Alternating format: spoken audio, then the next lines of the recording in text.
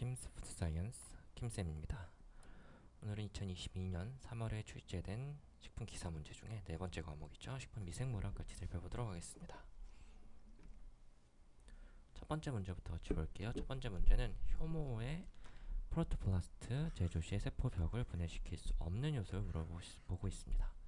잘 아시겠지만 프로토플라스트라고 하는 건 어떤 세포에서 세포벽, 가족 바깥쪽에 있는 세포벽만 제거해서 우리가 보통은 유전자 재조합을 할 때 유전자 재조합이 용이하게 만들어준 걸 프로토플라스트라고 합니다. 즉 세포벽을 분해시킬 수 있는 요소와 없는 요소를 골라내라는 문제인데, 이 효모의 세포벽은 글리코시딕 결합으로 이루어져 있진 않죠. 베타 글루코시데이스의 경우엔 글리코시딕 결합을 깨는 효소이기 때문에 정답은 1번이 되겠고, 2번, 3번, 4번은 모두 효모의 세포벽을 분해할 수 있다고 알려져 있습니다. 정답은 1번의 베타 글루코시데이즈가 되겠습니다. 자, 이번 그람 양성균에 해당되지 않는 것을 물어보고 있어요. 여러분 잘 아시겠지만 스트랩토코커스는 그람 양성균, 스테필로코커스 오리오스 그람 양성균, 락토바실러스 양성균이죠. 이콜라이는 그람 음성균입니다. 그람 음성균엔 또 뭐가 있었죠? 살모넬라가 있었고, 그럼 양성균엔 또 뭐가 있었죠? 리스테리아가 있었습니다. 같이 기억하시면 좋을 것 같아요. 자, 이어지는 문제는 광합성 무기 영양균입니다. 포토리토트로프입니다. 빛을 이용해서 에너지를 얻는 균에 대해서, 미생물에 대해서 물어보는 문제입니다. 앞서 말씀드렸듯이 에너지원을 빛에서 얻고요. 탄소원은 이산화탄소로부터 얻습니다. 녹색 황새균 그리고 홍색 황새균이 예속한다고 알려져 있고요. 모두 호기성균은 아니고 혐기성균도 있을 수 있습니다. 따라 정답은 4번이 되겠습니다. 이어지는 문제는 조류, LG에 대해서 물어보고 있습니다. 조류, 닭과 같은 조류를 이야기하는 게 아니고 미생물에서 조류를 이야기하는 거죠. 여러분 잘 알고 있는 남조류, 이것도 조류의 한 형태죠. 엽록소를 갖고 있는 광합성 미생물이고요. 방금 말씀드린 남조류의 경우 조류의 일종이긴 한데, 이건 원핵세포, 원핵생물입니다. 그 외에는 대부분은 진핵세포로 이루어져 있다고 알려져 있습니다. 즉, 조류는 원핵생물일 수도 있고 진핵생물일 수도 있습니다. 남조류의 경우에는 원핵생물이고요. 기타 대부분의 조류는 진핵생물로 알려져 있어요. 정답은 2번이 될 거고, 갈조류와 홍조류는 조직 분할을 볼 수 있는 다세포형이고요. 클로렐라는 여러분 잘 알다시피 녹조류입니다. 우리 녹조를 많이 이야기하는데, 그 클로렐라는 단세포 미생물인데 단백질 함량이 높아요. 그래서 이런 미생물을 많이 배양하면 여기서 단백질을 얻을 수 있고, 이러한 단백질을 우리가 싱글셀 프로테인이라고 이야기를 합니다. 같이 기억을 하시면 좋을 것 같습니다. 이어지는 문제는 주정공업에서, 주정공업은 뭐예요? 우리 술을 만드는 주정공업에서 글루코즈를 1톤 발효시켜서 얻을 수 있는 에탄올의 이론적 수량을 물어보고 있습니다. 이론적 수율은 여러분 외울 수밖에 없는데 51.12로 아마 외우셨을 거예요. 얘들을 1톤을 발효시키기 때문에 51.12면 511kg이 되겠습니다. 이어지는 문제는 정상 발효 젖산균. 자, 우리 젖산균은 크게 두 가지를 이야기를 하죠. 호모와 헤테로가 있습니다. 호모의 경우에는 젖산 외에 기타 물질을 많이 생성하지 않는 거, 헤테로의 경우엔 젖산 외에 플러스 기타 물질을 생성하는 걸 헤테로 2형 발효 젖산균이라고 합니다. 이 중에서 호모 정상 발효 젖산균은 네 가지 중에 세 번째에 나와 있는 락토바실러스 카제이가 해당이 됩니다. 정답은 3번이 되겠습니다. 이어지는 문제는 발효 과정 중에 제조 공정에서 박테리아 파지에 의해 오염이 발생하지 않는 것을 물어보고 있습니다. 박테리아 파지는 뭐를 오염시키죠? 뭐에 침투할 수 있죠? 바로 박테리아에 침투할 수 있습니다.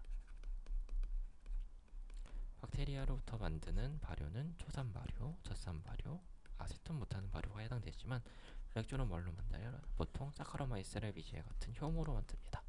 효모로 만들기 때문에 박테리아 파지에 의해 오염이 될 가능성이 적겠죠. 정답은 4번 맥주 발효가 되겠습니다. 이어지는 문제는 효모에 대한 설명 중 틀린 것을 물어보고 있습니다. 잘 아시겠지만 피막을 형성할 수 있는 산막 효모에는 데바로마이시스와 피치아 그리고 한세놀라속이 있고요. 산막 효모는 산화능이 강하고 비산막 효모는 알코올 발효능이 강합니다. 자, 맥주에는 상면 발효 효모, 위쪽 면에서 발효하는 효모와 아래쪽에서 발효하는 효모가 있죠. 잘 알다시피 상면 발효 효모의 경우에 보통은 사카로마이스 세레비지를 사용을 하고요. 상면 발효 효모는 라피노즈를 3분의 2 정도 발효를 합니다. 반면에 하면 발효의 경우엔 라피노즈를 완전 발효하죠. 이런 차이가 있습니다. 정답은 따라서 3번이 되겠습니다.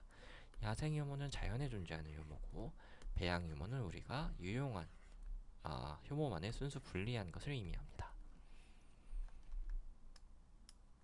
자, 이어지는 문제는 수확 직후의 쌀에 대해 물어보고 있는데, 이 수확 직후 쌀에는 곰팡이가 있을 수 있죠. 근데 저장 중에 점차 감소돼서 저절로 감소돼서 쌀의 변질에 크게 관여하지 않는 건 1번에 나와 있는 알타나리아 속하고 푸자리움 속에 해당이 됩니다. 정답은 1번이 되겠습니다. 자, 이어지는 문제는 DNA를 재조합한대요. 재조합 DNA를 제조하기 위해서 DNA 절단에 사용하는 가위를 물어보고 있습니다. DNA 제조합을 위해서는 가위도 필요하고요. 또 DNA를 증폭시켜주는 중합효소도 필요해요. 이건 뭐예요? DNA 여러 개 만드는 증폭해주는 거고, 또 붙여주는 풀도 필요했어요. 연결효소는 풀이었고, 탈수수 요소는 디하이드로지네이즈 수소를 빼거나 또는 더해주는 거였죠. 제한요소, 리스트릭션 엔자임이 바로 DNA 절단에 쓰이는 제한요소 가위였습니다. 정답은 2번이 되겠습니다. 자, 이어지는 문제는 미생물의 영양원에 대해서 물어보고 있습니다. 미생물이 증식하기 위해서는 다양한 영양원이 필요한데, 종속 영양분은 탄수원으로 주로 탄수화물을 이용하는데, 종류는 균종에 따라서 다르게 됩니다. 유기질소원으로는 요소, 아미노산, 그리고 효모, 곰팡이, 세균에 의해서 이런 것들이 잘 이용이 되죠. 무기염료는 미생물의 세포 구성 성분, 그리고 세포 내 삼투압 조절에 관여한다고 알려져 있습니다. 그 외에 생육인자는 미생물의 종류에 따라서 다르죠. 미생물의 종류에 따라서 원하는 생육인자가 다릅니다. 따라서 정답은 4번이 되겠습니다. 어렵지 않은 문제였어요. 자, 이어지는 문제 보겠습니다. 일반적으로 미생물의 생육 최저 수분 활성도, 여러분 아마 외우셨을 거예요. 기출로 많이 나왔던 문제죠. 가장 높은 건 세균입니다. 0.91 정도 되고요. 곰팡이는 0. 그 다음에 효모죠. 세균 0.91, 효모가 한 0.88, 곰팡이는 0.80 정도로 보통은 이야기합니다. 나와 있는 건 조금 더 수분 활성, 삼투성을 갖고 있는 미생물을 기준으로 이야기를 한 것 같아요. 정답은 3번이 되겠습니다. 이어지는 문제는 접합균류에 대해서 물어보고 있습니다. 이건 외울 수밖에 없는데요. 곰팡이의 분류가 굉장히 어렵지만 4가지 중에 접합균류에 속하는 것은 1번에 나와 있는 뮤코속이 되겠습니다. 곰팡이 분류는 어렵지만 하나씩 기출문제 위주로 외워주시면 좋을 것 같고, 자, 이어지는 문제는 미생물 생육에 영향을 미치는 환경 요인에 대한 설명으로 옳은 것을 물어보고 있습니다. 외부 환경이 불리해요. 영양소만 풍부하면 잘 자라나요? 그렇지 않겠죠. 외부 환경, 온도 조건도 맞아야 될 거고요. pH 조건도 맞아야 될 겁니다.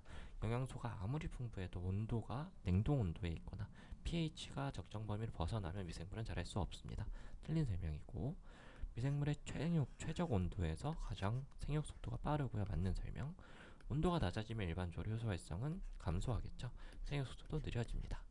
온도가 낮아지면 세포막의 유동성이 안 좋아지겠죠. 생육 속도도 느려지게 됩니다. 요구르트 제조에 이용하는 일반적인 젖산균은 여러분 잘 알겠죠. 락토바실러스, 불가리쿠스, 불가리아 생각하시면 좋고, 스트랩토코커스, 서머필러스 2가지가 많이 이용이 됩니다. 정답은 1번 불가리쿠스에서 힌트를 얻을 수 있었네요. 이어질 문제는 이게 좀 어려운데, 자, 곰팡이 분류가 항상 어렵습니다. 아스퍼질러스와 페니실리움은 상당히 굉장히 비슷한 종류의 곰팡이인데, 그 안에서도 형태적 차이를 보인다. 어떤 형태적 차이가 있냐면요, 병족세포라는 게 있습니다. 풋셀이라고 부르는데, 어떤 세포에 발처럼 나와 있는 풋셀, 병족세포가 아스퍼질러스는 갖고 있지만 페니실리움은 갖고 있지 않습니다. 이런 차이가 있어요. 병족세포의 차이가 있다는 거, 이런 건 기출을 외우는 수밖에 없을 것 같습니다. 병족세포, 풋셀을 같이 기억하시면 좋을 것 같습니다. 다음 미생물 중 최적 pH 가장 낮은 걸 물어보고 있습니다. 자, 바실러스 서틸러스, 클러스트리디움 보툴라이넘, 이꼴라이는 다 세균이죠. 사카로메세레비지에는 효모입니다. 일반적으로 세균보다 효모가 pH 레인지가 더 넓고요. 낮은 pH에서 더 잘 자랄 수 있습니다. 그래서 우리가 발효에 이용할 수 있는 거죠. 정답은 4번 사카로마이시스 세레비지가 되겠습니다. 한 4, 5 정도에서 자랄 수 있고, 세균은 일반적으로 중성 pH 한 6에서 7 정도가 최적 pH로 알려져 있습니다. 바이러스를 물어보고 있네요. 바이러스도 여러 종류가 있지만 일반적으로는 RNA나 또는 DNA 중 한 가지를 유전 물질로 가지고 있고요. 숙주세포 밖에는 증식할 수 없습니다. 이게 가장 큰 특징 중 하나예요. 숙주세포 안에서만 자랄 수 있고요. 세균과 구조적 특징이 비슷한가요? 그렇지 않죠. 세균은 이렇게 생겼거나 훨씬 크기도 크고, 바이러스는 우리 어떻게 보통 그려요? 이렇게 세균에 침입하는 박테리아 파지의 경우엔 요 안에 DNA나 RNA 갖고 있고 이렇게 세균 안에 쏙 넣습니다. 구조적 특징이 굉장히 다릅니다. 정답은 3번이고, 이런 바이러스는 숙주 안에서는 생물의 형태를 띠지만 숙주 밖에서는 무생물의 형태를 띱니다. 이렇게 무생물의 형태를 띠는 거 우리가 비리온이라고 합니다. 바이러스의 단백질 덩어리라고 생각하시면 좋을 것 같아요.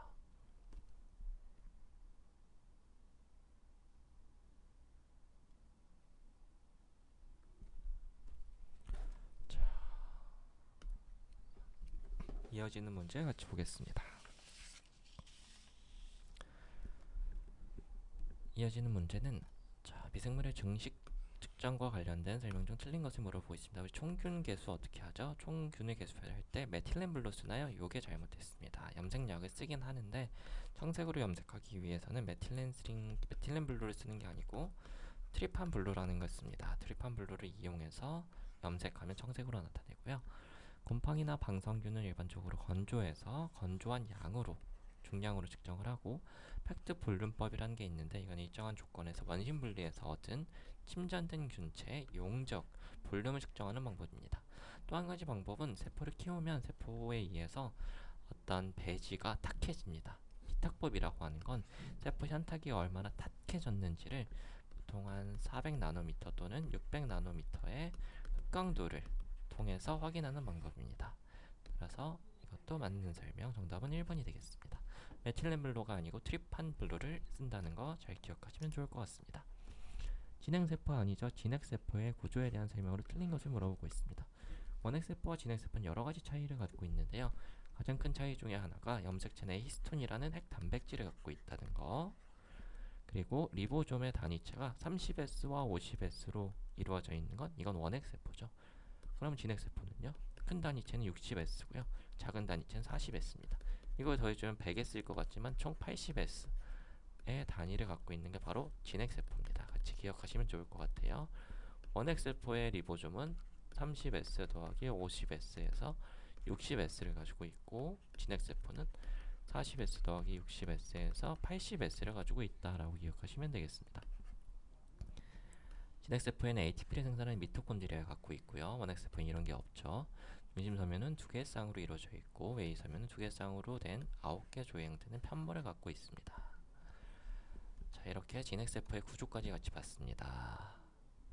미생물학 부분 같이 봤는데 혹시 어려웠거나 추가적인 설명이 필요하면 얼마든지 언제든지 댓글이나 또는 메일로 이야기해 주시기 바랍니다. 이상으로 영상을 마치도록 하겠습니다.